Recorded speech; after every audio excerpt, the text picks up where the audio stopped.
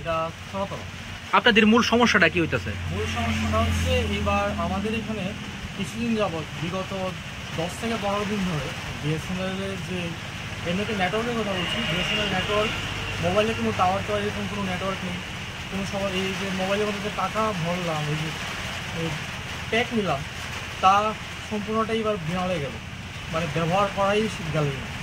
তারপর এবার যদি আমরা ফাইবার, বিএসএনএল ফাইবারের কথা যদি আসি, এবার বিএসএনএল ফাইবারে দেখা যাচ্ছে কি আমরা মাসে 500 টাকা 600 টাকা করে মাসে দিতে লাগে, কিন্তু দেখা যাচ্ছে কি আমরা সেইভাবে আমরা তাদের সুযোগ সুবিধা পাচ্ছি না। তাদের কাস্টমার কেয়ার সার্ভিসও তাদের খুবই অত্যন্ত বাজে।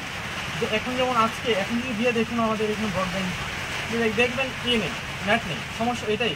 তাদেরকে যদি ফোন করি তারা এক হচ্ছে ফোন ধরে না, আবার ফোন ধরলে বলবে যে হ্যাঁ আজকে আসছি করে দেবো কতর উপর, কিন্তু পর দেখা যায় যেই কি সেই।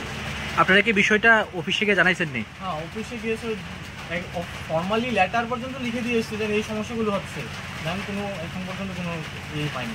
আপনাদের দাবি কি থাকবো? দাবি থাকবে যে এইগুলো যেন আমরা অ্যাটলিস্ট, কাস্টমাররা তো টাকা দিয়ে টাকা বিনিময় করছে তাদের সার্ভিসের উপর, আমরা তো বিনা পয়সা তো তাদের কাছে সার্ভিস নিচ্ছি না। তো অ্যাটলিস্ট যেহেতু আমরা পয়সা দিচ্ছি, আমরা পয়সার বিনিময়ে সার্ভিসটা চাই। ঠিক আছে।